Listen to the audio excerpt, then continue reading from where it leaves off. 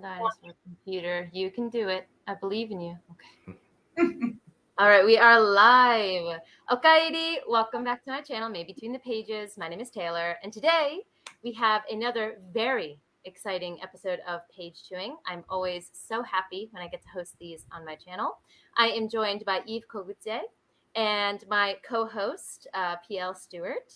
So typically, before we get started, we like to just let our guests and our co-hosts, of course, just give a little introduction about who they are and what they do in the literary world and how you found yourself on Page Chewing with us. So if you wouldn't mind doing a little self-introduction, Eve, if you wouldn't mind. Yeah, sure. I'm Eve, and I'm an indie author, independently published. What I have published is The Neglected Merge Trilogy. It's a fantasy, romantic fantasy. Actually, it's a bit different from what is published. As I can see, it's a utopian, post-apocalyptic novel, as opposed to dystopian, which is more popular now. So I live in Latvia. Maybe it's something also not so ordinary. Latvia is in Europe, and I've been obsessed with books and writing since I was a child. I remember my parents started reading aloud to me before bedtime when I was 5, and I just very soon I grabbed the book from them and said, "Okay, now you go, do what you want, and I'll read." And I started writing when I was, I think, 12 or 13. Then I put it on hold, and then the moment came in my life after a quarter of a century when I decided that this is the time that I should write that book. And after the first book, two more came, and now I'm still writing. So it's in short about my journey. I love that. I love that. Yeah, a lot of us readers started when we were young. I hear that quite often. I know Yeah. PL has stories from when he was young as well. But something that struck me from what you just said is later in your life you decided it was time to write, and I'm just wondering if there was a catalyst or something that happened that made you feel like, okay, now is the time for me to share this story. Yeah, it was the story. I wrote in my blog, and I know that many people who read this maybe think that I did it for some publicity, but it was true. I was in the office at my day job. I was a civil servant for many years. I worked in the ministry with very, very important issues. And we had a very beautiful office on the 5th floor in the old town of Riga. And I was looking out, it was summer, I was looking out at the roofs of the old town and the peaks of churches. And then virtually it happened. The first scene of my book, I saw it with my own eyes. And actually, if you read the first page, you will know. And the creature of my book, he just landed. Landed on the floor of my office, and then I just said, and I'm sorry, and I'm sorry that I did that, but I wrote the first few chapters right there in my working place in the office. So yeah, that's how it happened. And then I took a break actually because my son was born, and I took a break, and then when he was a bit. He was, I think, 1 or 1.5. And then I just sat and continued with this story. So that's how it happened. It's the truth.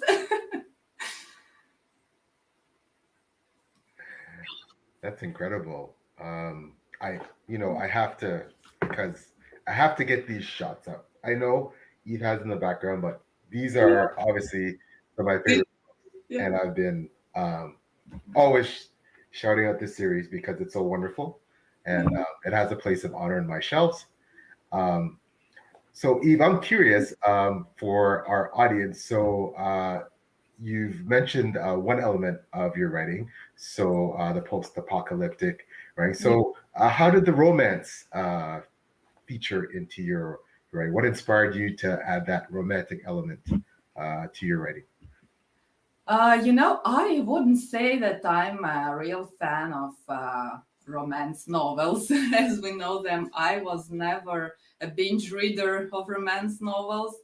So I was very surprised when some readers started to mention some tropes because I'm not aware of them. I'm sorry. I know now. I know that such things exist. But when I started writing, it was if I told you that my own love story of a lifetime started similarly, then you would draw parallels. But actually, my main characters, Tori and Doran, are not me and my husband. But the beginning of their love story is somehow related to my own experience, and maybe subconsciously, I wanted people to feel that such things actually happen, that it's not a trope, it's not an insta love trope that happens only in movies and in books. It happened to me, and maybe subconsciously through this creative flow, this idea to share this romantic element and this love stories that inflated instantly. Maybe it happened in this way, but I don't know. Creativity is like magic, and you can't always explain it logically.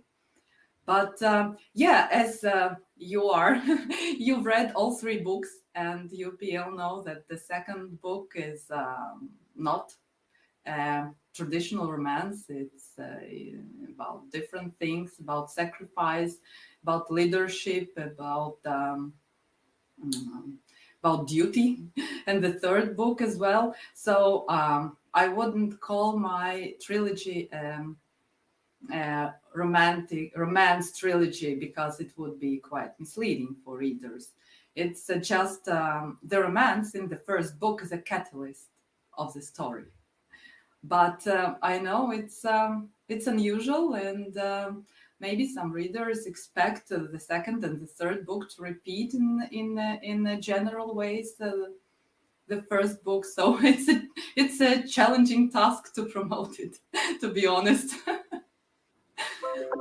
It's so interesting hearing you say that, because we have had some talks with some other authors as well that talk about having romance in a book. Yeah. It's difficult to market because in a lot of people's minds something is romance or it's not. It's almost never a combination of romance and something else. Now there is the subgenre, of course, of fantasy romance, which we all, everyone in the world has heard of Sarah J. Maas, who's like the main person in that genre. But one that comes to mind immediately is Legacy of the Brightwash by Crystal Matar. I've had some discussions with her as well, very similar to what you're saying just now, is that it's hard to market because she doesn't want a romance reader to pick it up expecting a specifically romance book. It's a book that deals with other themes that has like a romance along the way. So it sounds very familiar to what you're describing, I think, with your Yeah. book. And if I may add, I even have a review for Neglected Merge, the first book in the trilogy, and the reader complains that they didn't understand if it was a romance or romance was a subplot, and it made them unsatisfied. So yes, such things happen, and then it's yeah. Yeah. I think it's something it's interesting learning how to balance that, I would imagine, Yeah. because as a reader for myself too, it does change the way you think of a story if you hear romance as the main point, even if it's only in the first book. I have another trilogy that I adore. Oh my God, for the life of me, I can't think of the name right now, and I adore it, so it'll come to me. But there's another YA trilogy where the romance in the beginning, the first book, is exactly as you mentioned, a jumping off point for the heavier political things that happen later. Yeah. So I just loved hearing you talk about that and how it is inspired by real life as well. Yes, and I just want to add that Eve's husband Alex is wonderful. He's such a wonderful guy, and hoping one day to meet them both. Of course, Deb and I. One day we're going to get to Latvia, and Yeah. We will get to Canada. and we're going to meet in person. So The Remnant Chronicles. I had to throw it out. It's the Remnant Chronicles. the Remnant Please Chronicles. continue. Oh, okay. No, actually, I'm sorry. It's just train of thought. At the moment, I read a lot of books by indie authors, but I also reread the classics, and I read classical books I somehow skipped. I don't know why. If this shelf is only one, yeah, I have another one, and then I have more. I think I've read everything from the classics, but somehow there are some books I skipped. And the last such book I read was The Thornbirds. And actually, after I read it, I was puzzled why people say that it's a love story. Because a love story subplot is like 5% of the book, and it's just an integral part of the bigger picture. It's just not about the love story. So maybe also this kind of prejudice influences readers when they see romance or see the romantic plot in the book. Maybe it has something to do with that. Yeah, it's funny. I read the Thornbirds, watched the series when I was much younger. My Yeah. mother was a huge fan, and yeah, and I agree, Eve. I describe it more as almost political, religious, drama with the church and the hierarchy of the Yeah. church, and that was much more the elements that I found in that series. That wow, thank you for bringing it up. That brings back some memories because my mother, she loved watching that, mainly for the main character played the priest, and all his trials and his temptations with this relationship. But what I was going to mention is that, and because Eve is too modest to mention it herself, of course, because while Eve says that, and I totally understand, because indie writing and marketing promotion is difficult, and it's difficult to obtain sales and recognition. Eve has won quite a few awards and had quite a few award nominations for her series, right? And of course, congratulations on that. So, Eve, how have you handled the success and the acclaim, and how has that impacted? Has it impacted how you write or how you market, or how's that gone for you? You see, it's very satisfying to have these. I don't know if you see them, three badges. Where are they? Here, 3 badges of my on the cover. So, but other than that, I wouldn't say that it impacts sales. It impacts how promotion companies see you. So, for example, if you send someone, even if you have a free book promotion and you want someone to promote it, and if you turn to a more reputable company, they want reviews and they want, of course, awards, everything. And then it makes it easier because you just get accepted everywhere, and you can plan your promotion budget and the results. But other than that, I wouldn't say that that it impacts sales or brings success, but it's of course very gratifying because it's for me, it means a lot, and it makes it easier to put your work out there. Because we creative people, we are always doubtful. We doubt what we do, and we always try to imagine how other people see our work. And if someone criticizes it, then we are like, at least me, I want to hide into the shell, and my husband says, no, you see, you have a words. So some people might not like your stories, but you have awards, and at least it's an acclaimed piece of art you can be proud of. But it's still very hard for me to accept it, and just to see myself as an award-winning author, even if I mention it somewhere in bio, on my blog, on Twitter. Inside, I just cringe. Oh my God, what will people think?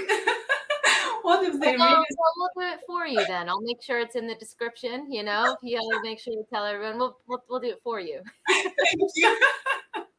Because it's like these thoughts.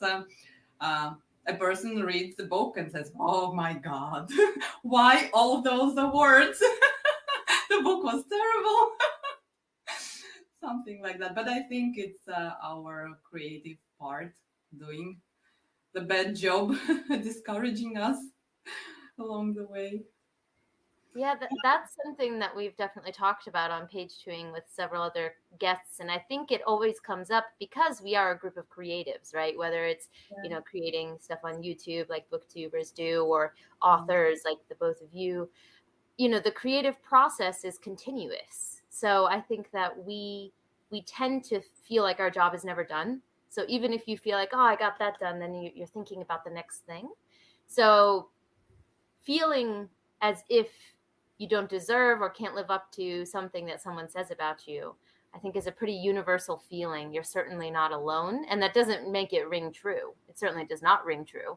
But I think it's something that a lot of people have mentioned, when we talk to other creatives and, on the channel as well. So we can certainly sympathize with that feeling. That's why we need to have other people prop us up. Yeah. That's why I'm very grateful that I have met PL. He's been so supportive, and he's like our already family friend. And my son Chris, he says, when I grow up, I will read The Drowned Kingdom and The Lost Land. Oh my gosh. Yeah. Oh my goodness. Also, my well worth the read. has read the 2 books, and he always says it's our PL and his books. So we are virtual family friends already. I feel the same, Deb, and I feel the same, Eva. I'm so honored, and your writing is phenomenal. I've been a fan from day one. I always tell people, when people ask me, when they see me saying something about your writing or reading my reviews, or we've always been supportive of each other, and you're so fantastic. But when they ask me specifically about your writing, and I always tell them that like, it's almost like the first book especially, and I loved all 3, and they were all very different in their own unique ways, but still obviously part of the same series. The first book felt like I was getting a bird's eye view of sitting in a United Nations Council meeting. And that has still, like, I still will never forget that initial feeling of reading that, and just, all the political machinations, and yet this, it was this watershed moment when, 2 cultures are they're trying to find a way not only to coexist, but to potentially move forward with a completely different sort of relationship, almost like a symbiotic relationship. And it was just complete. I couldn't put it. I was just enthralled, and I'd never read anything quite like that. And later on, after we started talking, and I found out a bit more of your background and where you'd worked, obviously, I assumed part of that aspect came from your own personal work experience, right? But yeah, I would say that that the I'm a romance fan as it is, so the romance had me hooked. But that part just, it took things for me to another level. But ultimately, for those of you who read my reviews and know what I crave, beautiful prose will always. I'm a sucker for it, right? And Eve's prose is astounding. You're not gonna.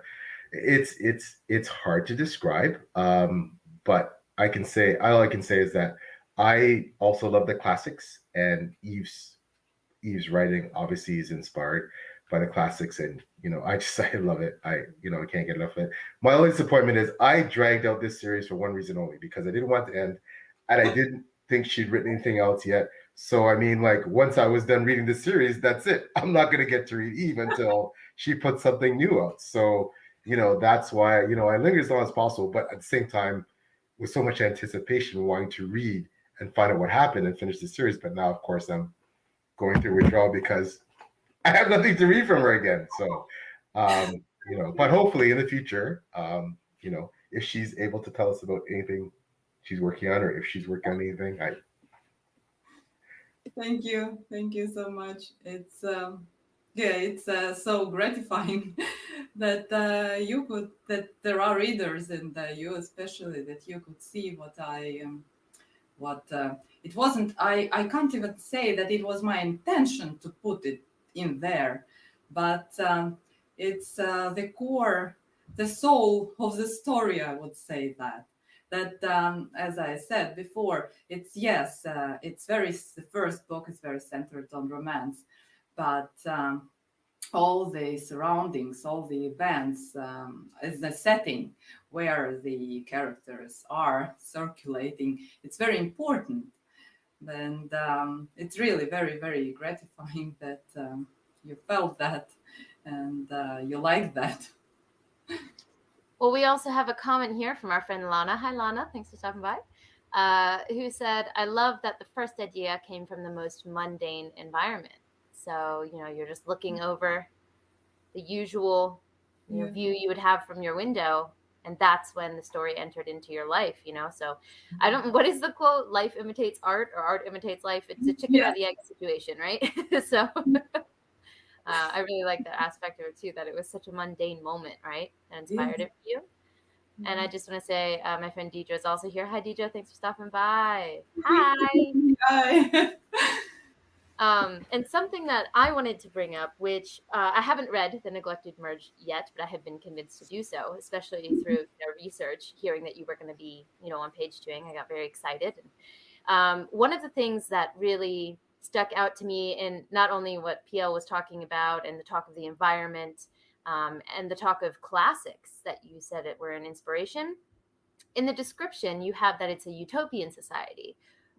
So rather than a dystopian society, which is what we typically see, especially in post-apocalyptic worlds, which I think yours is described as. And it almost gave me, hearing the description of it and the inspiration that you have from classics, it almost feels Orwellian to me. Almost like the utopia must be maintained at all costs. I haven't read it, but that's the vibe I get. Yeah. And I'm very, very intrigued by that. Obviously, you don't have to give away plot points to those watching, but I'm curious, what inspired you to take on a utopia rather than a dystopia? I wouldn't say that I'm an optimist, but I'm not a pessimist. I'm a realist.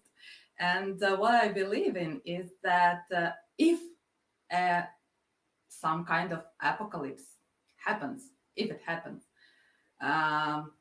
the dystopian view that we are presented from everywhere, from movies, is not the only course that the humanity can take. That was, I think, subconsciously, I was musing about what if we learn from our mistakes and try to build our society based on other principles rather than greed and things like that, envy, and our maybe that we are tended to violence and things like that. What if we learn? What if that traumatic experience would lead people to rethink that it's the only way? Because that's what I see from movies and books. It's the only way, that we will all want to kill each other, and then we will release our inner demons, and it's harsh world, and after apocalypse, it's the only thing people can do. Kill each other, be violent because you see it's terrible world and life is so harsh and it's not just justified. But that what lies behind the idea. What if we decide that it's enough with grief, it's enough with bad things, and we do want to build a better society, happier society, where we can live happily without thinking about competition between people. That was the main idea. Well, the idea, I'll be honest, the idea came as a whole. It wasn't my invention, but as I think about it now, subconsciously, probably, that was what inspired the utopian world. Of course, and people write it in reviews, so it's not it's not a spoiler. It can't be perfect. Nothing is, and in the neglected marriage there are problems, of course, in both societies. But yeah, but the main idea that they wanted it to work, the new world, the happier world.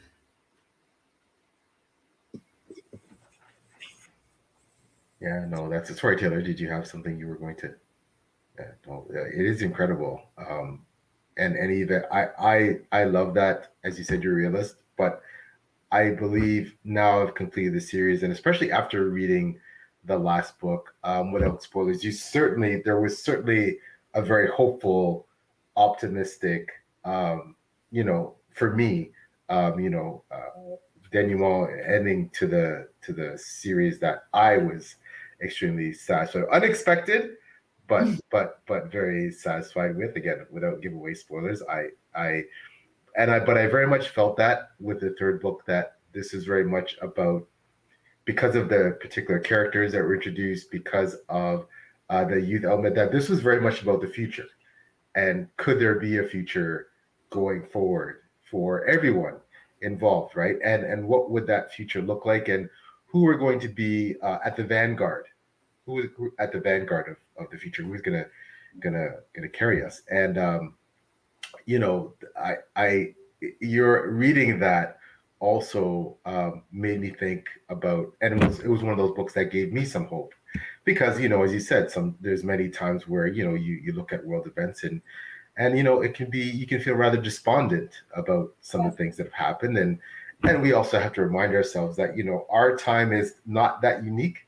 Many of these sort of events have transpired over the centuries. It's just that we're living them now, so it seems so stark and so dire. But really, if you look back through world history, this is unfortunately nothing new. But with that comes positivity, and there's always been, and as Eve writes, and what I love about her writing, there's always been societies that have warred, made treaties, negotiated, found a way to coexist, move forward with a new type of existence, right? Countries have merged in forms, new boundaries have been arranged. Like this is something that is part of life, and again, that's something I love about Eve's writing, that it does reflect reality in all those ways, not just the harsher and more, So there is that optimism, I feel, that runs through these books that I really love. So I'm glad you feel. I love when people take nihilism is popular. Let's just put it that way. Nihilism is very popular, especially in dark fantasy. And I really enjoy when there's like a touch of hope there as well. We actually had a comment that kind of connects to this, which is it's dark in this cave, says, even in a perfect society, you won't have perfect people. My trip to Disneyland also proved this. Which I love that. It says, sounds like a fun idea. But I think this comment, besides Disneyland trying to be a utopia, something that it brings up that I definitely agree with is that, humans, we're flawed, right? But that doesn't mean we can't strive to be better. So I like when people grapple with that concept in their writing, because there is well, what's the point? There is that aspect to it. But I do like the idea of, in your world after this catastrophe, people did have a positive thing they were going for. And then, of course, we're humans, so problems come up. But I like the idea that humans are striving to do something better, at least a little bit. It made me think about it more. And I think that this idea of utopian world was also inspired by my own personal experience. And PL knows that I'm a very supportive person in the writing community, and it comes from my heart. I don't expect everyone to run screaming to read my books and things like that. I just really want to add something positive to the world. And I have to say that I been through many traumatic experiences, and somehow they didn't make me see the world as a dark and harsh place. I don't know why, but and I think it reflects also in my books, in the Neglected Merge trilogy, that it's not the only way. And we see in movies, for example, something happens to a person, and then he goes, he starts drinking and things like that, and everything ends up badly. But it's what I think what I wanted to say. In my story, in the Neglected Merge story, that it's not the only way. And somehow I see and I feel that sometimes people think that it's the only way. And if a person didn't have a light, happy life, that person can't spread kindness. Maybe it sounds trivial, but it's very important to understand that even if you've been through something not very pleasant, you can still retain this warmth and kindness inside you, and also share it with the world.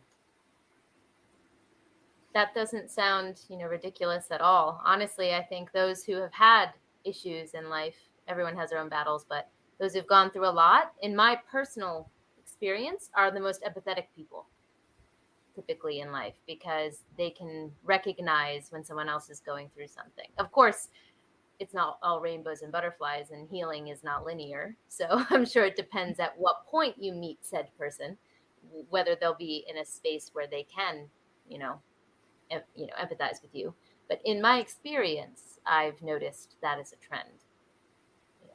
Humans definitely, we're capable of that. Well, I can definitely attest that, Eve is one of the most supportive and incredible people in the writing community, and she is constantly championing, others and lifting up others, when we need a boost, and even when we don't. So, that's something that I definitely can affirm.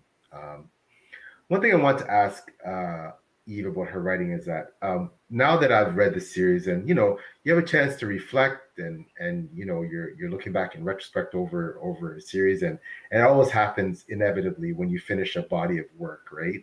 And one of the themes that perhaps I wasn't focused on as much, that after I finished Shifting Directions, the last book, that when I look back over the course of your series, was actually leadership. And that's something that it wasn't in the front of my mind when I was initially reading the books, but now that I'm looking back, I see, for me, that played a prominent role in your series, and specifically, a transition of leadership and power, and how you don't have to be the nominal, the titular head, to be really the main leader of something. Right? You don't have to be the president or prime minister of a country to, be, the most influential person in a country, right? And I definitely felt that about, people like Taria and Grayson to a certain degree. So Eve, were you trying to make any specific commentary about leadership in your books, or Was that one of the themes that you intentionally want to speak about, or? Yeah, as I said, the whole story wasn't intentional. It's not a result of some elaborate plotting. It's just the story that came to me as a whole. But yes, that's leadership is one of the topics that really interest me, because again, I see in TV series and in movies and in books, it's like if you are a leader, you think about yourself first, and well, there can be collateral damage, and it's okay. And in the end, even if a lot of people died and I don't know, villagers got burned and things like that, it's like, wow, we won and it's great. And somehow every time it made me cringe. I'm sorry, but it's not about one person. It's not about even a group of person like a cabinet of ministers or I don't know, lords or something. So I think yeah, the whole idea of leadership was inspired by my conviction that leadership and authority and power equals responsibility. And I strongly believe that our nowadays leaders need to remember about that, that they need to sacrifice something in order to bring the general good to the world, to their nations. That was the main idea. Um, yeah, I think maybe, and you told me that you thought that Toria was very stubborn in Tangle of Choices, but she couldn't act differently, because she wouldn't be able to live with herself if something happened to anyone, not even to people she cared about, she loved, but to anyone. So she's a very, very responsible person, and I like that about her. Yeah, yeah, it was absolutely. I mean, at first, shocking, heartbreaking, but the things that Tara has to endure, of course, in the book. But yeah, her courage and her courage in the face of a lot of emotional turmoil, internal emotional turmoil. Her balancing, trying to balance the needs of both societies, her own personal desires and wants, and yeah, and I found that very compelling to read, and I saw her, obviously as the real hero of the series, right? I mean, and I can only imagine that there are a lot of elements of Tara in you, Eve. So that's so as I read your series, I was like, I'm sure there's a lot of Eve, in my friend in Tara, right? So I'm not that strong. I don't know about that. I No. think your game God is humble, but yeah, it's.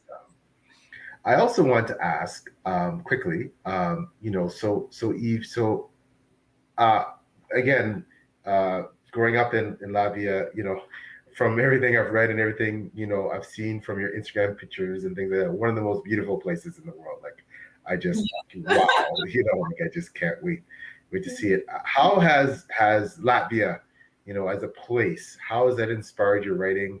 How does that figure into, Yeah, how dare you take my question? I'm sorry. How dare! I get to work together too long. That's why we come up with Yeah, fun. the same one. Yeah, I just want to second that along with PL. Is I have a couple booktube friends who are from Latvia, and whenever they do vlogs, I'm like, I'm not exactly sure what town they're from, but I'm like, Yeah. can you not? Because my jealousy. Yeah. To answer that question, I'll tell you the story. Um, we have in my hometown, it's a seaside town, and we have a very, very, very long beach. It's well, it's very long.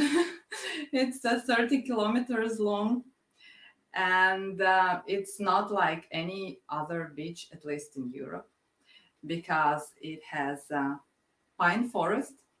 and then the beach, and then the sea. We don't have hotels or skyscrapers, like in Miami or somewhere. So it's the forest and the beach. And then you walk and walk for hours, and almost the only thing you see is the nature. And once we had people from Japan coming over here, and when they saw this beach for the first time, they said this is a perfect harmony, because when there are rocks or houses or a path for joggers, then it disrupts the harmony of nature. But you live in the place where there is a perfect balance and perfect harmony.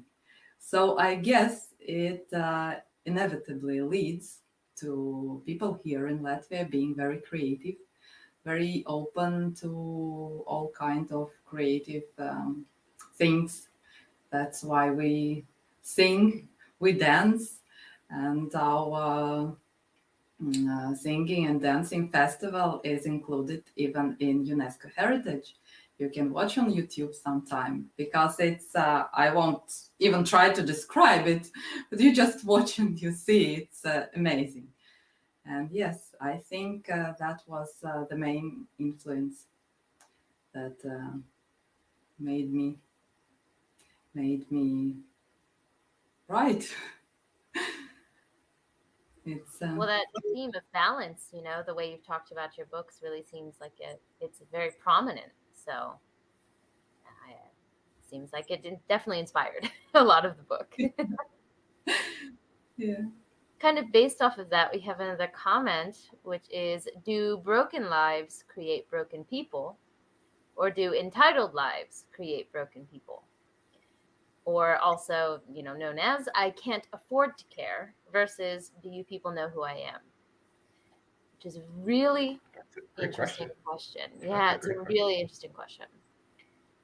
I feel like it depends also on the status of said person in society, I think, because the ability for that person to take that mentality and affect others would be a key factor for me in determining what my answer would be here. Because I think if you're someone that holds power, both of these mentalities would be pretty horrendous to have. I'm not really sure. I might go, if I really think about it, I might go with entitled more if I follow with my previous comment, which is, if you've gone through some stuff, you're more empathetic to others who have. That might be my answer for that one, is that entitlement would be the larger evil in this case. But I'm curious to know what you two think. This is a really interesting question. It is a very interesting question. I actually think that it depends on a person, case by case, because it's a popular view that, for example, kids of rich parents are all spoiled. They don't care about education. They just use drugs and drink and party. But it's not true. It's just not true. There are such people, of course, but there are people who embrace everything their background can give them. They go to elite schools like, I don't know, Oxford and Harvard, and they get that excellent education and they become successful and happy. But there are people also who were very lucky in life to be born into wealthy families, and they just throw it all away. So my personal belief is that it depends on a person, because I've seen all kinds of people who reacted to similar experiences in very, very different ways. Because some just broke down and they didn't wait for the situation to improve. And the situation, I can tell you, always, if not improves, it changes it doesn't stay the same for years and years. And if a person is weak, then they just decide to give up, and they break. But other people, they endure, and step by step, they live through these harsh periods of their lives, and then they emerge from under the water, and their life improves. So yeah, it's a difficult question, and I think we can't answer uh, definitely with one or the other option. What do you think, Pia? Yeah, you Yeah, want to follow up on that awesome answer, Pia? yeah, that's an incredible answer, Eve. That's an incredible answer, and to an exceptional question. It's dark in a cave. That's an exceptional question. Well, as you know, as for Taylor and Eve know who've read my work, I write about probably someone who is the epitome of entitled and privileged and is broken. But I think my comment, and I totally concur with what both uh, Eve and Taylor, at least what I think they were saying about, of course, ultimately it depends. But one thing I will say is I find that in life, through my life experience, my work, my my age now in my 50s, I found that people who come from one of two, and of course, again, this isn't carte blanche. This isn't. I'm not saying in every case, but people who come from one or the other extremity of background. So extremely disadvantaged, unfortunately, poor with not a lot of financial resources, not a lot, or people who are extremely privileged.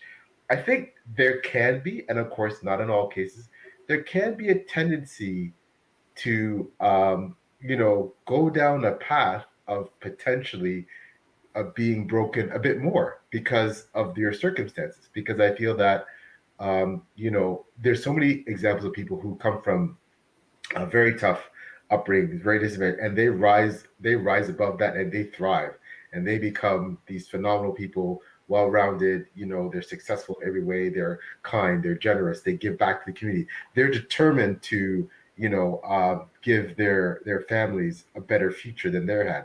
They're determined to give back to the community that helped give them that success. They turn out to be these philanthropic and wonderful people.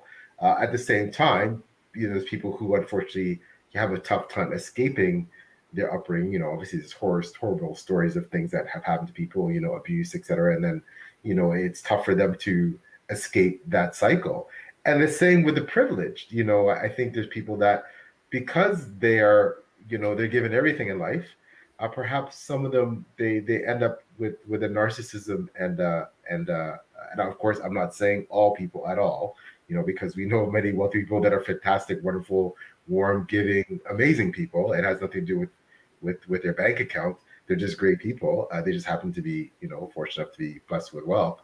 But I'm saying that it can create an environment where, there's a desensitivity to others. There's a lack of empathy to other situation, and it's more about perhaps either preserving their wealth or that their situation they feel above other people. They feel that there's this sense of elitism, etc. And as you know, with my main character, he's a bit of both. Because his upbringing has definitely influenced him. But as both, I believe, Taylor and Eve pointed out, it's up to the individual. And my main character had some small capacity for change, and he's. But again, it's, I believe, left to his own devices. Excuse me.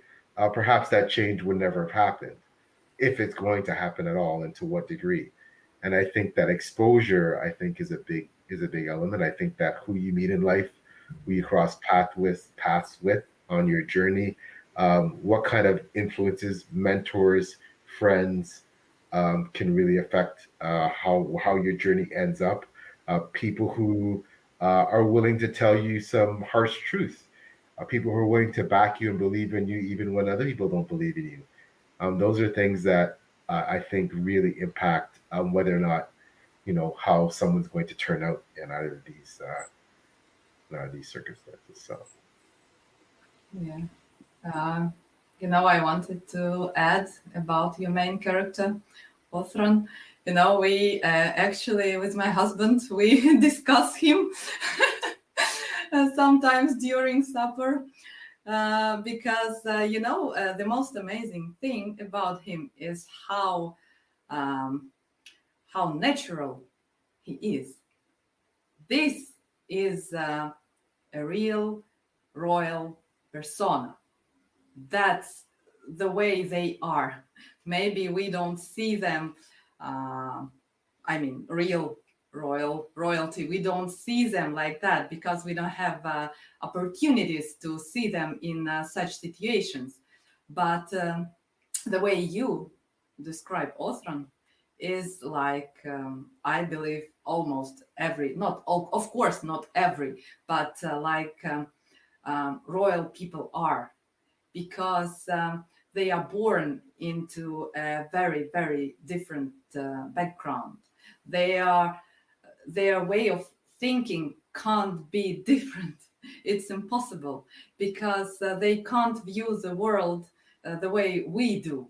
It's impossible. It doesn't make them bad. It doesn't make them evil until they go and slaughter other nations and things like that, of course. But um, in the core, they can't be different. And for that, I absolutely admire Othran, your creative character. He is very true to life, true to reality.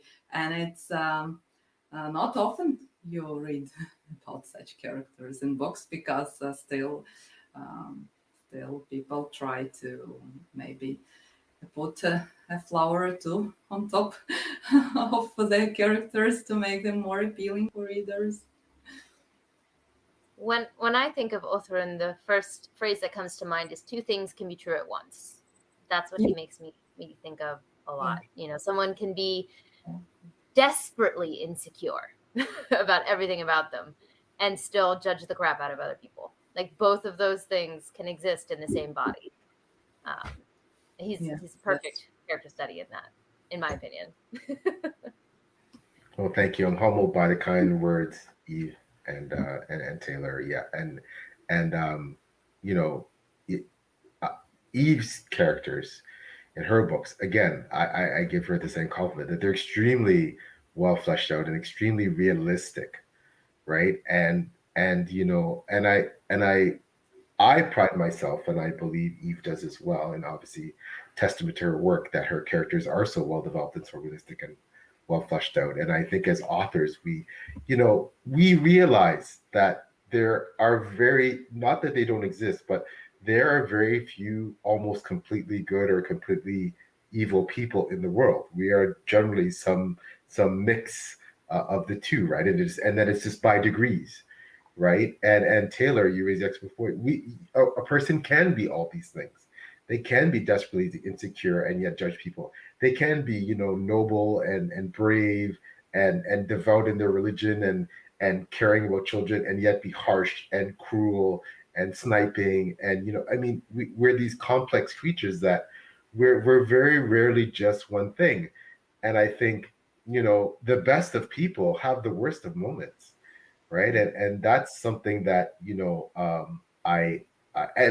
the converse, the worst of people can have the best of moments, and we forget sometimes we give generally good people a pass on a lot of things because they're generally good people, and we try to be objective and say, okay, well, you know what, they're having a bad day or they're going through something, or that's not really them, or etc., right? They're sick right now, or but then the same with, unfortunately, people who are not so nice. When they show these positive things, we don't always give them credit for it. We don't always allow ourselves, maybe that perhaps maybe they're trying to change, maybe they're trying to have an evolution, right? And that's a really difficult thing to cope with as human beings, because I think we're all looking for the positive. For the most part, we're looking for the positive in you fellow human beings, but we have to realize that that's a complex thing, and that people, and this is something I've always grappled with. What do you do with people who have some horrible propensities, views, ideas, and things like that, but yet have these other noble qualities.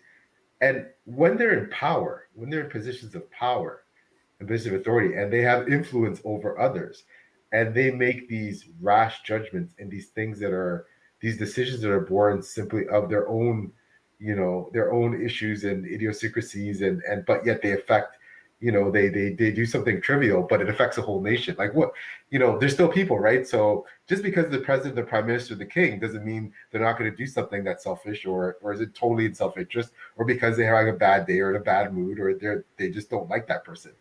They're still human. So what happens to their followers or society when they do these things, right? How, because we, as the people who are not the rulers, could potentially be the victims or the beneficiaries, one way or another, right? And so I find that fascinating, because I think, especially with people in power, we forget that they are human beings, and the decisions they make, while they may be widespread and affect, potentially have international, big geopolitical consequences, they're still human, and some of the decision making can be flawed and only based on human frailties and emotions, rather than cold pragmatic logic, or examining facts from their advisors. Or no, sometimes it's just, I don't like that, I don't want to do it, or I like the other person, or you know what, like, and we don't think about that, but that's the reality. That's Yeah. actually, that connects to kind of tangentially a question that I had for Eve from the beginning, and also for UPL, because as authors, you guys deal with these complex characters, right? It sounds like Eve as well. Your books really delve into how these characters can affect the world around them, right? So you're dealing in this world that you've created. And my question originally to Eve was, how did you decide that this was going to be a trilogy?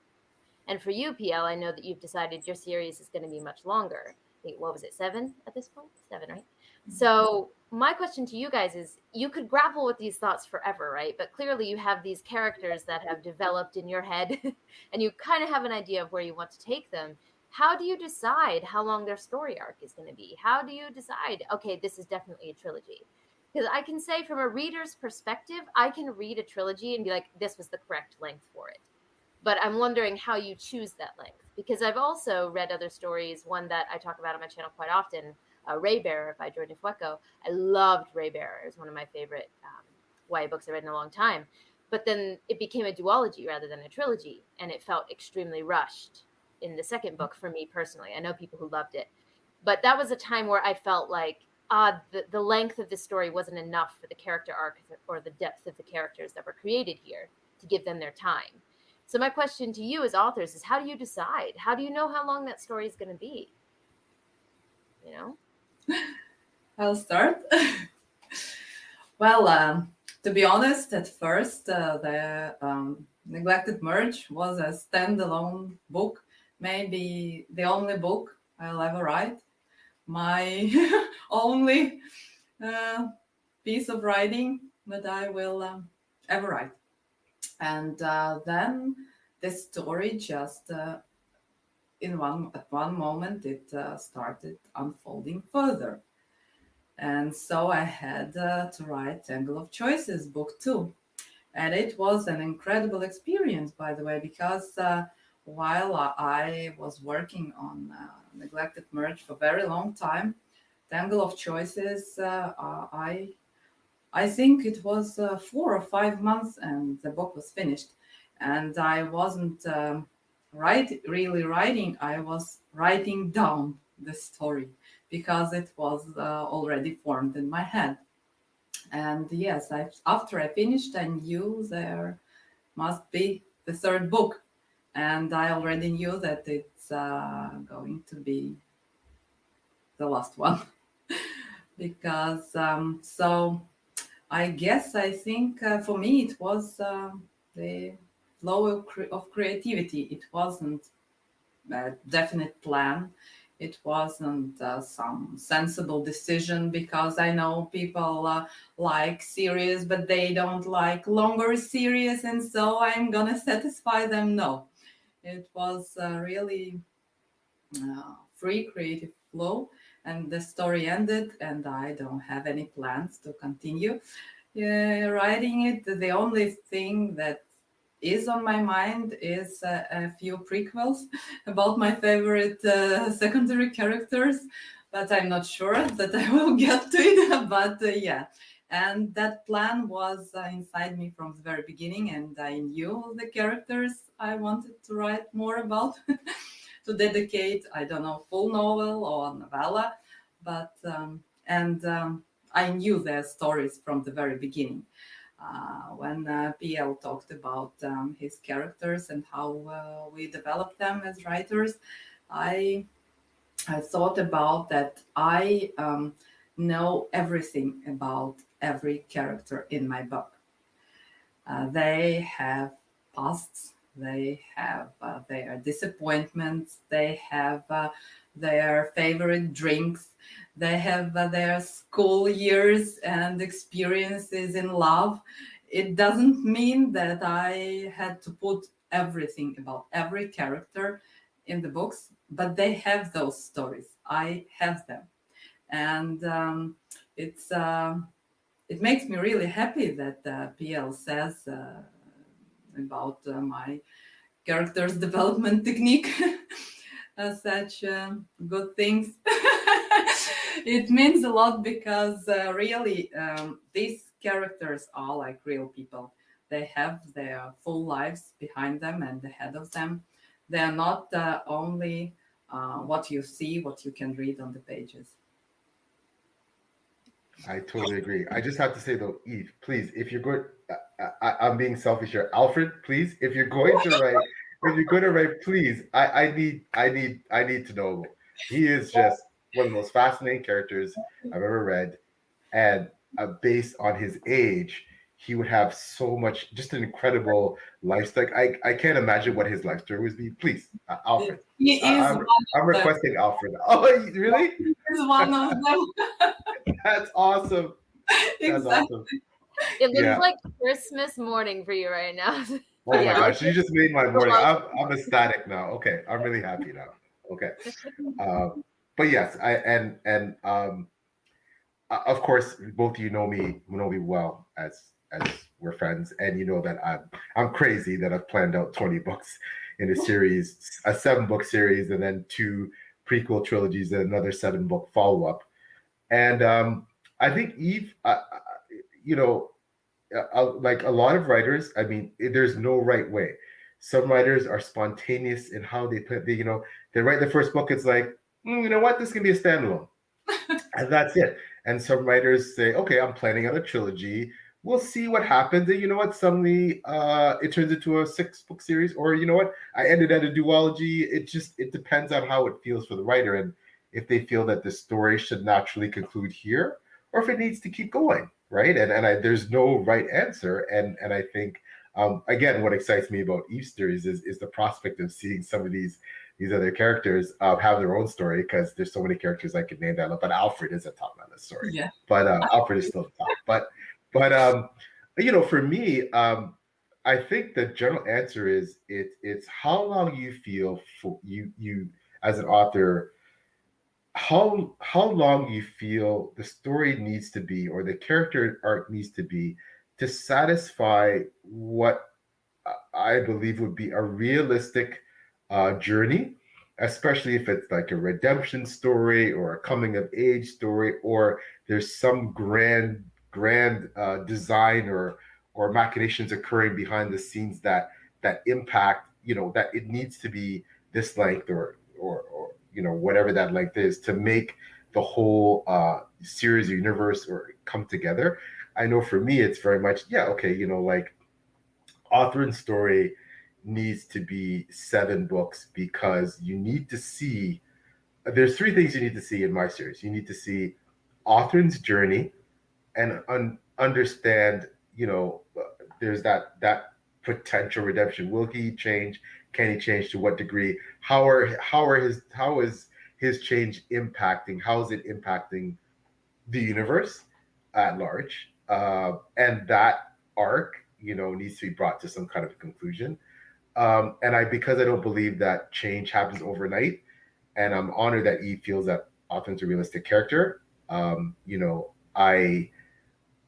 feel like that needs to happen over a 7-book series. It's just long enough to just depict that change in a realistic manner. And then second of all, by the time you get into like the third and fourth book, you'll understand what Othrin's place is in the universe. And then as the series expands, you'll realize why. All I can say is you realize why it had to be 7 books, and what's coming, what's potentially coming. And then the prequel trilogies are, yes, I want to explore, like you said, I have characters that I know what they like, I know their tastes, I know their backstories, I know everything about them, and they live in me in their own with their own individual lives.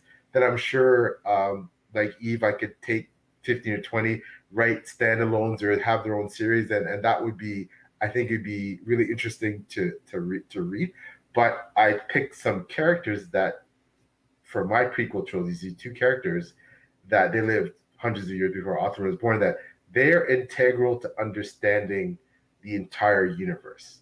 Like, you need to know their stories to understand, and to understand a bit about Othrin and the whole, how everything fits in together. I'm trying not to give away spoilers, but because again, after Othrin's series, there's a subsequent 7-book series that wraps up the entire story. And then when you look back, I hope, at the body of work, Othrin's 7 books, the 2 prequel trilogies, and then the subsequent 7 books, that you'll go, I understand now why this happened. I understand now why we needed 7 books of Othrin. I understand now why PL chose to write prequel trilogies about these 2 characters and not these 2 characters, and why the final 7 books, how it all interlinks with everything. So I hope, if I did my job, I know that's rather ambitious, but if I did my job, someone out there will go, okay, I get it why you did it that way. But as Eve will attest, I'm sure, you can't please every reader, and there's going to be someone unsatisfied. Someone will say, in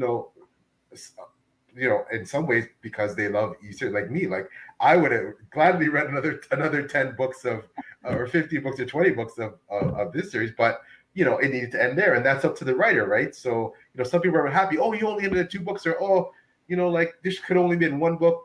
People, and everybody's entitled to their opinions. Some readers like to write your series for you and say, hey, and that's they're entitled to do that, right? Well, you should have put a prequel here, or and that's totally taste, and everybody's entitled to do that. But for the author, we have our own ideas about what we want to do with our writing. So, well, that's why I wanted to ask, because as a reader, I've had people say, even just within a book, this book is too long, and I'm like, I could have read 50,000 more pages of that, right? So it's a subjective act, right? Taking in a story.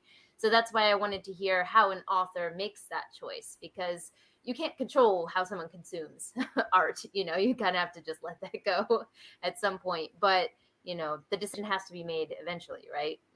Like for me, the Dandelion Dynasty, which I talk about all the time, that I just finished, those books are massive. They are chonkers. But I could have read another 1,000 pages of that world, and I would be happy as can be. But I know some people who are like, yeah, I loved it, but it was pushing it, that at that length. So it really is a subjective thing. But it's nice to hear that both of you you have an image in your head, maybe ahead of time for PL's, response, or for Eve as well. For you, it just felt like this was the end of the story. This is where it needs to end. I think for Eve's books, especially, if you read them, they're obviously part of the same trilogy and series, but they honestly are so different in some ways. Like, I'm being honest, like I had a completely different feeling about reading each of these books, whereas other series, I felt it was a continuation, and there was nothing unnatural about the way these books are phenomenal, and the way they were interlinked was awesome. But other series, you very much feel, okay, this is just the continuation of a story.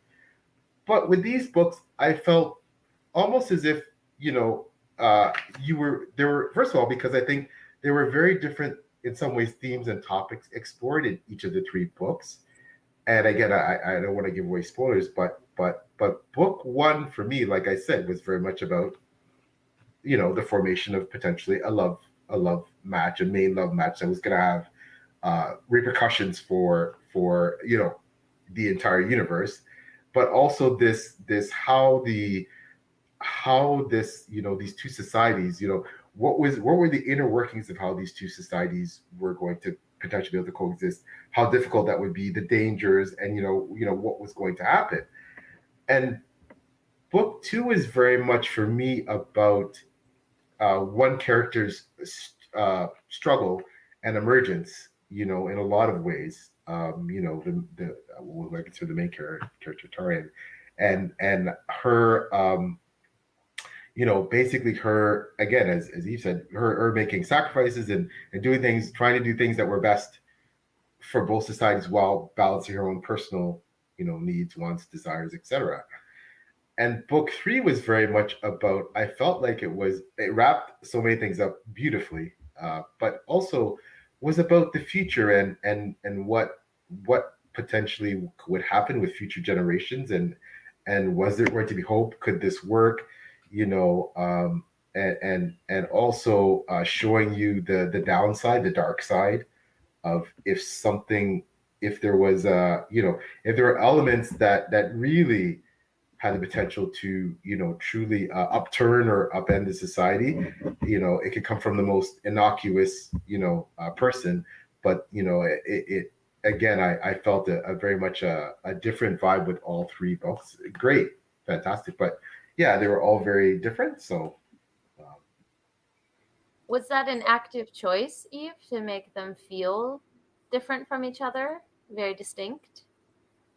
No, actually, it wasn't. I think it's like it's with life. It's in life you can have periods of very happy-go-lucky kind of a life. Everything happens beautifully.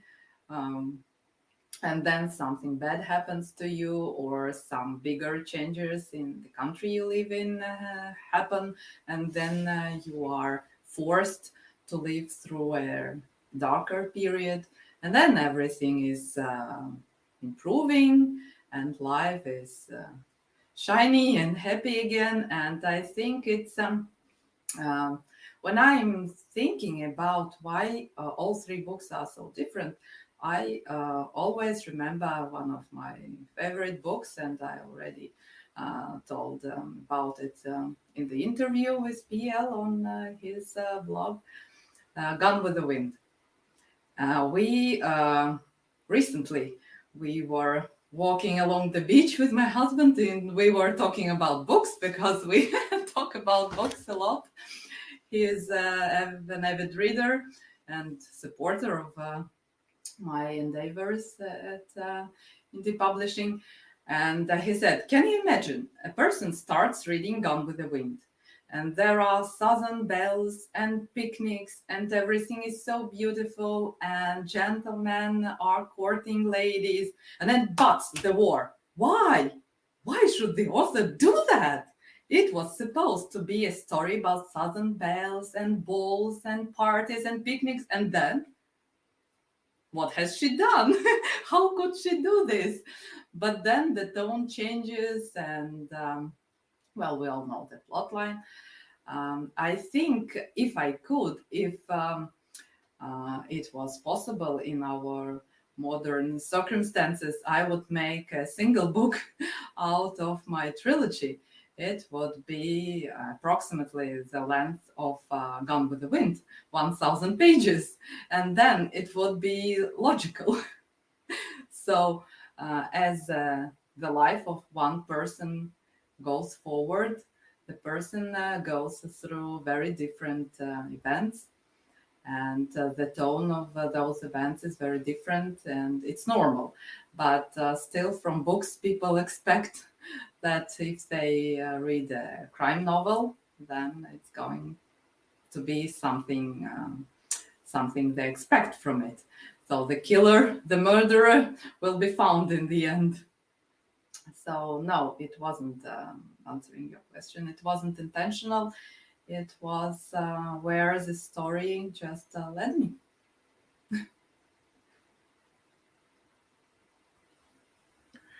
Yeah, and I feel like, whether it's Taylor producing videos, how long should this video be?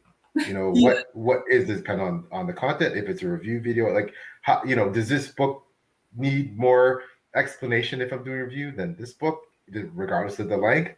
Does this topic, is this something that, do I get a lot of views from, like? And that's the other thing too, like, as creatives, Taylor as a booktuber, even myself, we also are forced to make decisions, unfortunately, that have nothing to do with what we like. I mean, there's lots of research that series sell more. Than the best way to sell your books is to write a series rather than write a bunch of standalones. For Taylor, maybe, okay, well, this particular content gets me thousands of views and this one doesn't.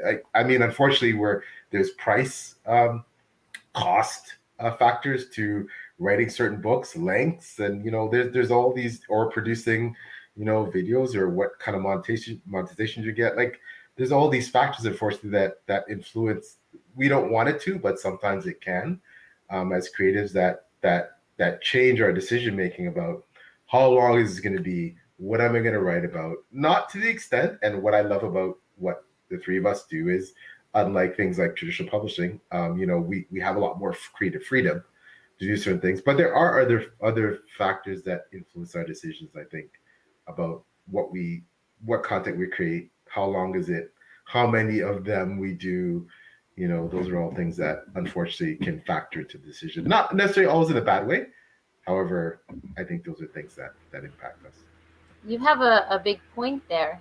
Something that I often hear from readers, just circling back, coming full circle, but talking about romance, they say a lot of people say romance books should not be over like 300 pages. Like, I don't want to read a romance novel over 300.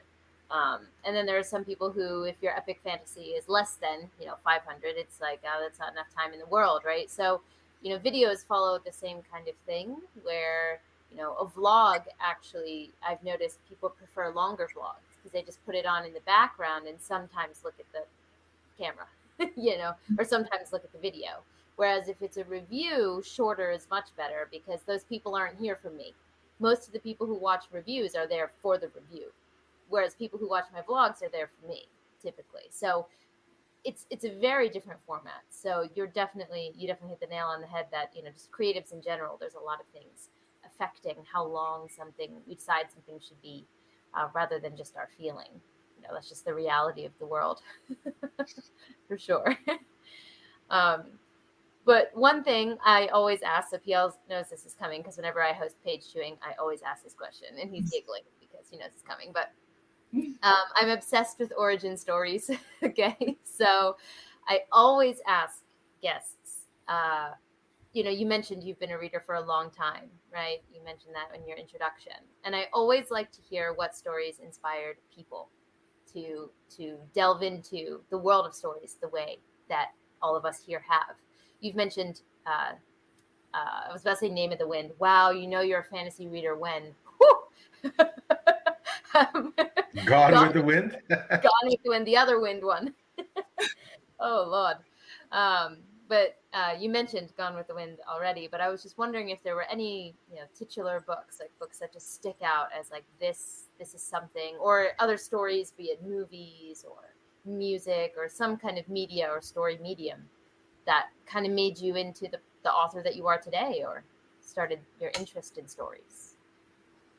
I it's a very good question because I always I'm surprised myself that I've written the uh, fantasy trilogy because now I read quite a lot of indie fantasy books, but before that I wasn't into fantasy at all.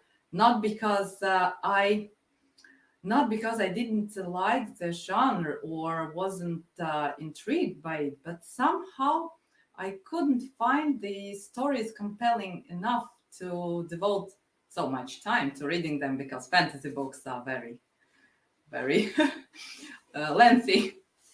And the topics they covered also didn't seem too compelling to me, because it was something about nations clashing and some worlds collapsing or something like that.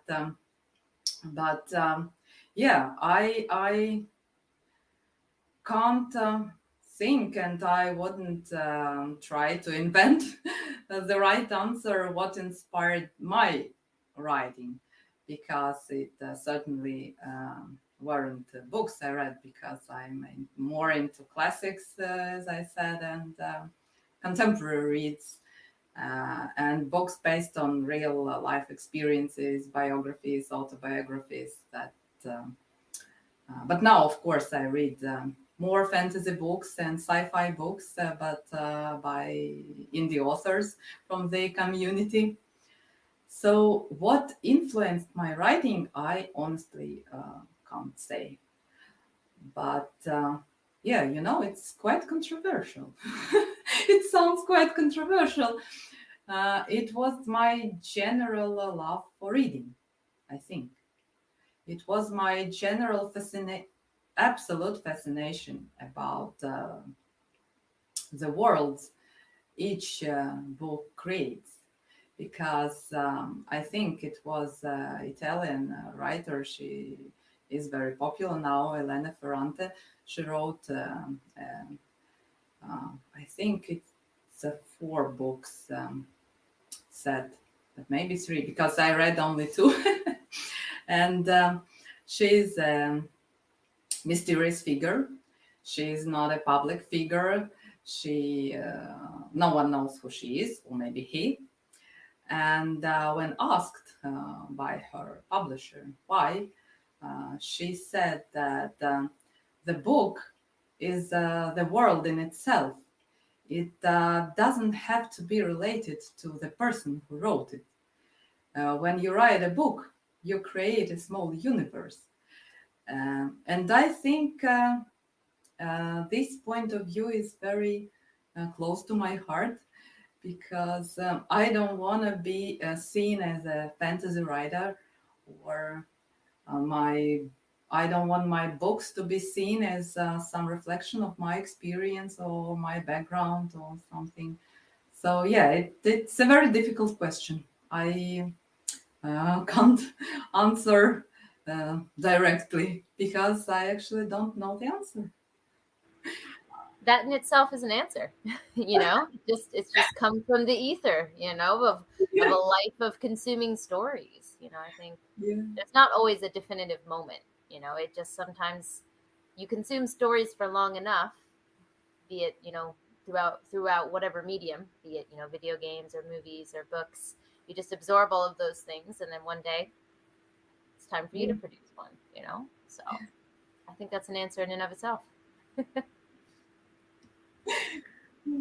Eva, I'm sorry, but I need to know what's coming next. I need to know what books are you may not be able to tell us. I know about your next project. You may not be able to elaborate. What you're working on. I'm just praying that there's a lot more coming for you. But can you tell us, the audience, anything about what you might work in the future? Without, I know there's things you might not be able to give away, but Yeah. what's next for writing with. Yeah. Okay. Writing Well, stuff, and also what we can look forward to in your space. What can we look out for? yeah. Well, the next 3 books I plan to publish. We never know, but they are contemporary books, and 2 books are set in Latvia, but in different periods of time. The next book I plan to publish, hopefully this autumn, is a coming of age contemporary story set in 2008, just before the huge financial crisis. It had a huge impact on Latvian economy as well. So it's an interesting period of time. So I do plan to publish it this autumn. It's not fantasy. There is a tiny magical realism element in it, but it's not a fantastical world building, and there won't be any, fairies fighting for for world supremacy or anything. It's just a tiny element, and maybe I'll explain later why it's there. It's closely connected with our Latvian specifics, because in Latvia we are very spiritual people, and as I said, very musical, creative, and we still have many traditions from ancient times that are still very active. So I think this is a beautiful reflection on that. And the next book is also contemporary, but set in 1999. It's an interesting period in history here in Latvia, and it's based on true experience, on true life experience of my husband. It's not a very joyful book. It's not going to be a very easy story to read, so I'm warning you. But it's going to be a piece of fiction, of course. It's not going to be autobiography or biography, but it's based on real experience of a real person. The next book is also contemporary, but then I actually plan to write another fantasy series. And I already have the world I'm going to write about. It's a bit darker than the Neglected Merge trilogy, with darker themes, with some magic in it. But I already have my main characters and the struggles they're going to face and overcome or not overcome in full. So the plan is for next 5 years for sure. You've got a lot coming. Wow, I expected like 1 or 2 books. Okay, all right. So we need to be watching your Twitter, your announcements. Things coming our way. Yeah. And a multi-genre queen. I love it. In autumn you can expect a new book. It's again controversial book, and it won't fit into any genre nicely. Well, that's my style. Maybe it's not generate me nice income or huge sales numbers, but that's what I want to write. That's what I feel pulled to write. So, and it makes me happy that these stories I feel need to be told, that I can tell them and I can write them and I can share them with the world, thanks to indie publishing and these options we have today. And that's the plan. I absolutely cannot wait. I can't wait. So I'm just like, waiting here. Like I said, I have to wait now. So, I've finally finished. And that, again, that's why I dragged out reading this series, for the specific reason that, then what am I going to read by Eve? So, but now I know I don't have to wait too long. So that's exciting. That's really exciting. So, but I commend you, Eve, for, you're obviously someone I admire and respect and look up to as a writer. And, I think one thing I want to emphasize is that as an indie writer, it takes courage to write things that you're not even sure how you're going to market them. You're not even sure whether or not, because they don't fit into a specific niche, whether they're going to sell them. Maybe some of your other books do, whether they're going to garner the critical acclaim, but Eve is obviously writing it for the love of it, and because it's a story that she feels needs to be told, is bursting inside of her to get out, and that's how a lot of us feel. And as she said, as indies, we can do that, right? It's great. We can just write our books, and we don't have to worry about a lot of the other pressures. That traditional traditionally published writers have to worry about. So that's the beauty. There's always a downside, regardless of what method you publish in, whether it's traditional or indie. But I think that's one of the big benefits with indie writing, that we get to hear these. We're going to get to hear these unique, marvelous stories from Eve that she's going to write, because and I'm sure they're going to do well, because she's a great writer. So, but yeah, that's not her main concern. She's writing because and I feel the same. People always ask me, oh, well, don't you think if you had made authoring nicer, that you would have, you'd be able to get them traditionally published, or sell even more books or whatever. I'm like, but no, are you kidding me? I would never change, who and what he is and why he is, because that's integral to, why I write and why I run the way he did. So kudos to Eve, and I'm really looking forward to the future. Reminds me of the catchphrase that was for the India Chords Readathon run by Lana. I'm not sure if she's still here, but if she's here, shout out to you, girl. But it's a readathon focused specifically on indie and self-pub that she runs every July, and it's amazing. It just finished. But I think the catchphrase for it is the story as it was intended. So, that's exactly what you both are talking about. And so, as PL said, there's positives and negatives to all types of publishing. But one of the true real positives of indie is it is the story as it's intended. You can put that little sprinkle of magical realism in your contemporary world without someone telling you that makes it not suitable for a genre. You're able to do that. So, but it's so much work. It's so much dedication. It's a huge, when you write and you publish. When you write, okay, you can write, before bedtime, and you have your stories. You can read aloud to your children or your friends, or during some meetings or parties. But if you write with an intention to publish, even to self-publish, because the world will see your books and your stories, and you can't you can't publish something unpolished, something unfinished, because you will get a lot of criticism. When you do that, it is a huge part of your life, and you sacrifice something in order to produce the kind of books you can publish, you can put out there for all the world to see and read.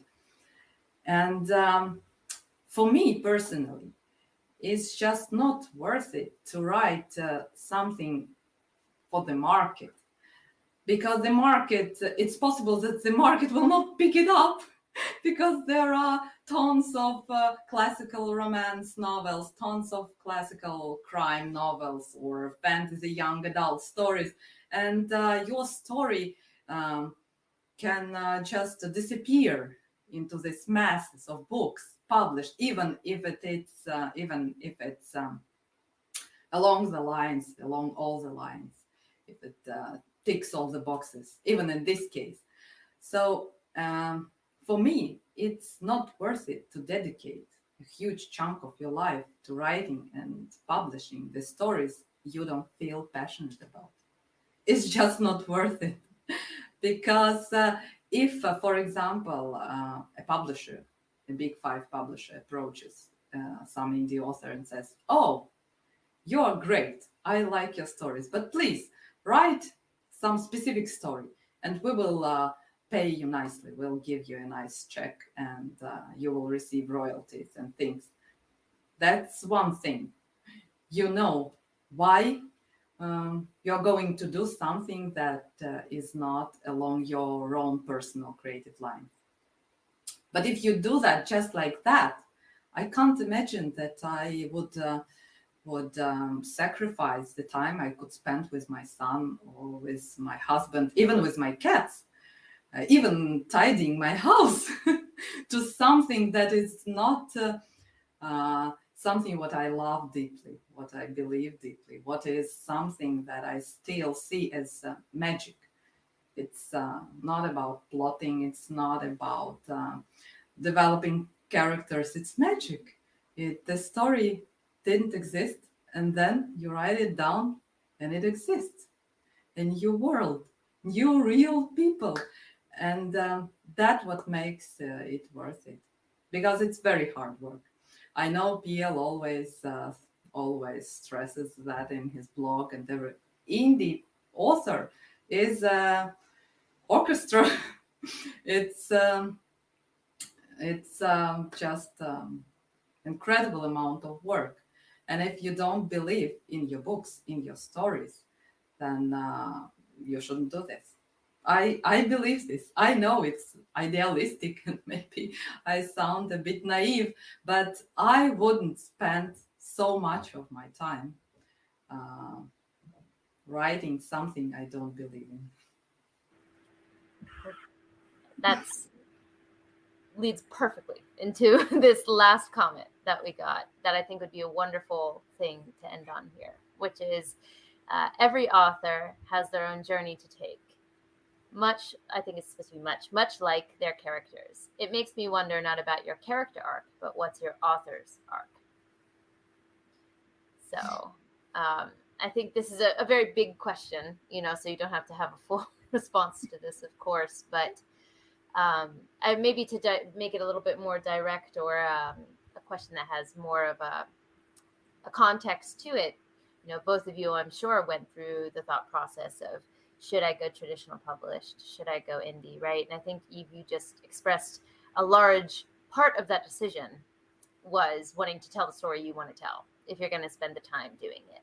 But I'm wondering if in the future, if you had the opportunity to go traditionally published, or if someone reached out to you, is there a reason that you would choose to stay indie, even if someone was interested in the story that you want to tell, as it is as a traditionally published author? Or what do you foresee the future being if you were given that opportunity? Do you guys think you would want to stay indie because of the environment and the group of people that you now are a part of, or would you want to just for funsies take a shot at it if you had the chance to do traditional? Because one's not better than the other. I'm just curious, speaking about an author's arc, if you had the chance, would you be interested? Well, it depends. I'm actually, at the moment, I'm querying my current book. But when I started sending it out to agents, I already knew that it wouldn't get picked up. When it comes out, when you read it, Phil, you will see why. Because there is controversy in it that traditional publishers wouldn't be able to accommodate, because there are certain ways we are supposed to look at things, and if you offer a different view, the traditional publishers will not go for it. They will not take the risk. It's not necessarily that it's something scandalous or something.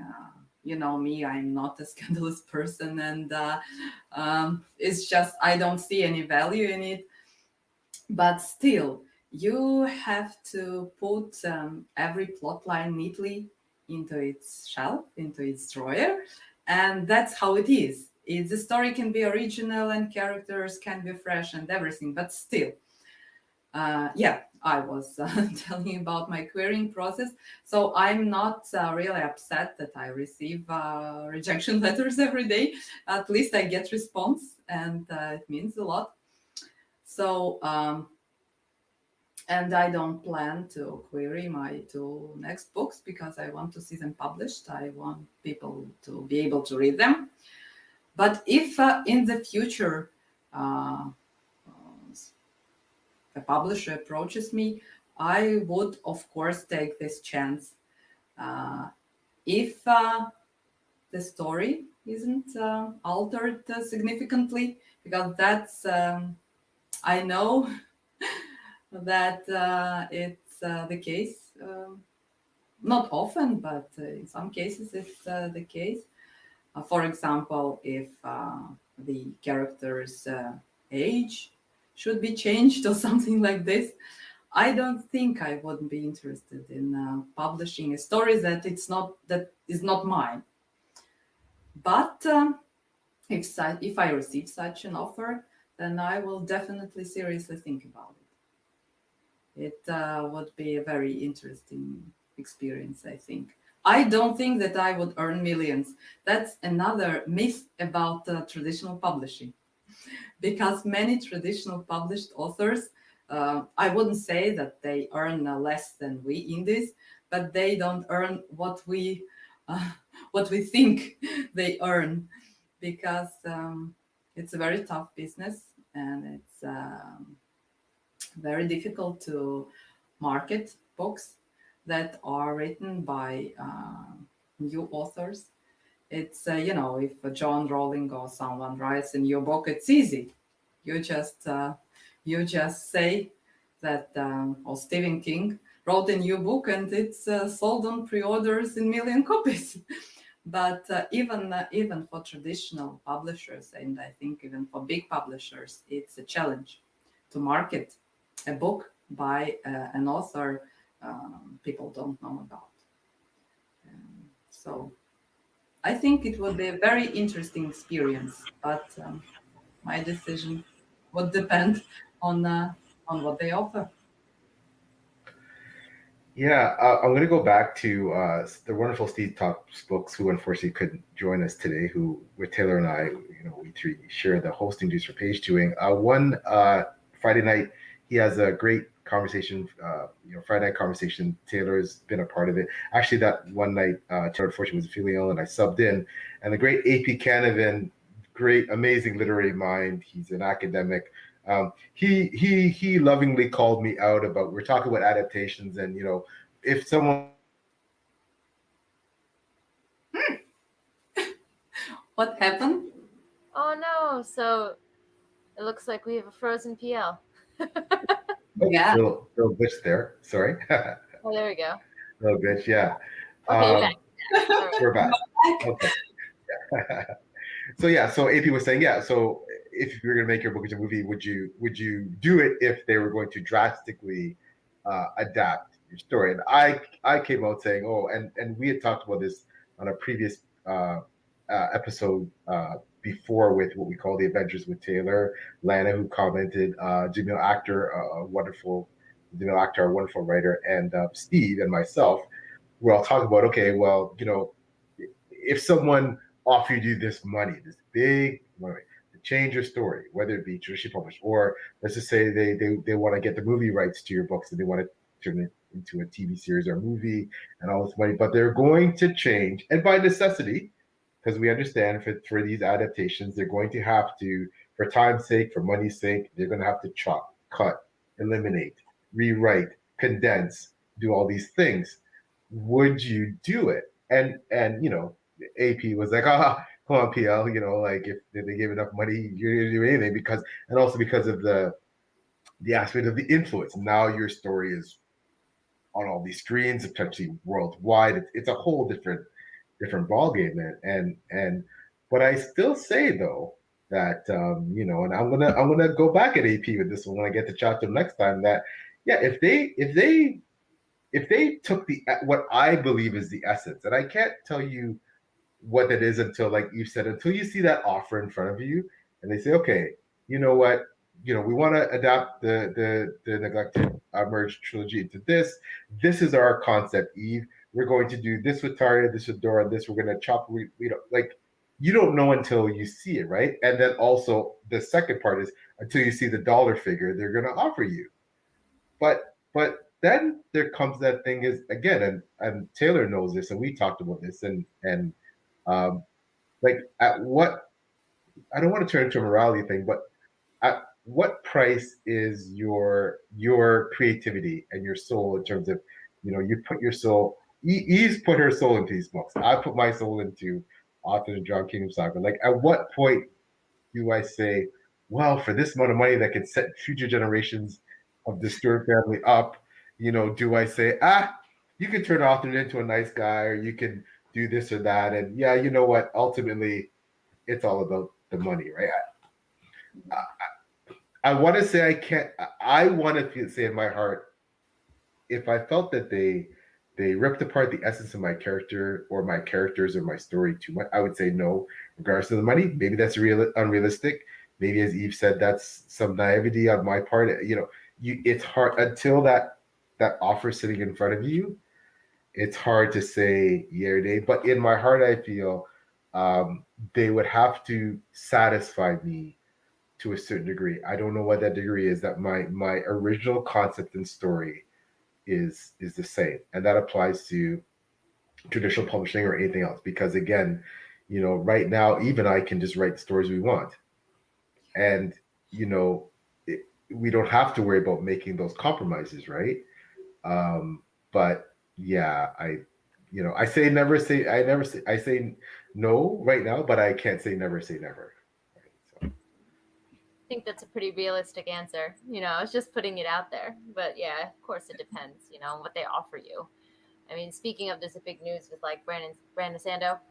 I don't know if you guys heard, but Hollywood approached him for Mistborn, and he had a stream where he was talking about what he would or would not be willing to do, kind of thing. So, it's definitely a struggle, I think, for no matter what level you're at, trying to protect the story you created and you care about.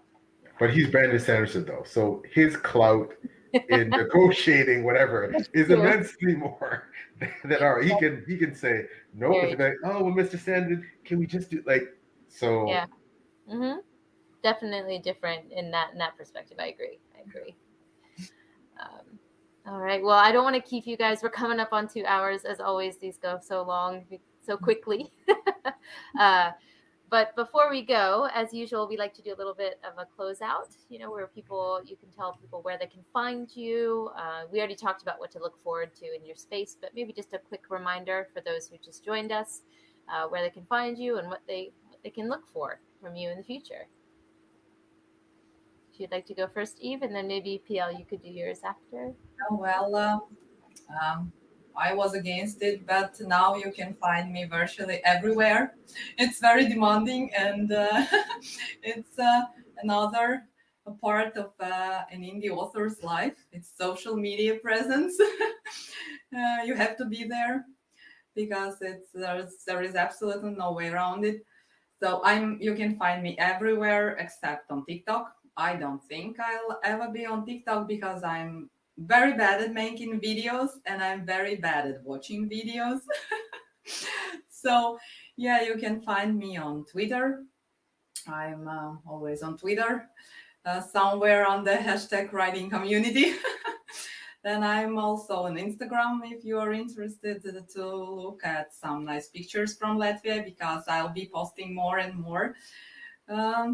So people can see my beautiful country and the setting of my next 2 books. So you can also find me on Facebook. Facebook is a very intriguing platform. It's rather puzzling, but I'm on Facebook as well. And also you can find me on my website and blog, Koguce.com. There I post reviews because I'm still a very, very avid reader. I read a lot. So you can read my reviews. You can also read about my path as an indie author, because I write about my real experience in marketing, promotion, and things like that. And also I write about my life experiences. So if you are interested, you are very welcome. I don't have any fancy subscribing mechanism, so don't be afraid that this subscribe will pop up. It won't. So you just are welcome to come to my blog and read my stories and my reviews. So yes, it's basically Twitter, my main platform, Instagram for some pictures, Facebook, I'm there nominally, and my website, epcovid.com. Of course, you can find my books on Amazon. They are exclusive on Amazon for a number of reasons, and on Goodreads. Well, I can definitely. You can find all those links below. I'll have them linked down below. So. I can definitely attest. if I'm not I'm on Instagram somewhat regularly, but if I'm going to do anything, if I only have a few minutes to go on Instagram, the first place I'm going is Eve's Instagram to look at pictures because her pictures are the best, and she has a huge following on Instagram. So I highly recommend that you follow Eve on all her platforms, but Instagram, like the pictures, like it'll blow you away. And she posts some great content, and her blog is also amazing. I'm privileged to have had her review my books and conduct interviews with me, and I'm very honored. But yeah, check our website, and of course on Twitter. I say again, Eve. The people on Twitter and writing community know that Eve is one of the absolutely most wonderful, supportive people. She's constantly recommending other people's books before her own. She's constantly supporting and retweeting other authors' work. So, again, kudos to you, Eve, for all you do with that, and we're so blessed to have you. So I'll quickly, PL Stewart. I'm on Twitter too. All the, like Eve, all the nominal Facebook, except for TikTok too. I'll never be on TikTok. But yeah, and of course, one of the highlights of my author journey has been to do page chewing with Taylor and Steve. It's just been, I can't even tell you what this experience has been. It's just been phenomenal to work with two creatives of this caliber and just to enjoy featuring these dynamic creatives like Eve. It's been, other than writing itself, I think it's definitely been the highlight of my journey. And of course, this opportunity has provided me the opportunity to meet Eve virtually, my dear friend who, I so respect and admire, like I said, and it's been awesome. So thank you. Thank you. Thank you.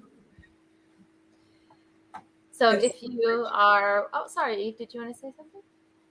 No. It was a great experience, and just thanks again. Thanks for having me. It was amazing. Of course. Thank you for coming. I'm late to the party. Steve and PL are the ones who really started page chewing, but they brought me on board as a host, and I couldn't be happier. That I get to host these types of things. It brings me so much joy.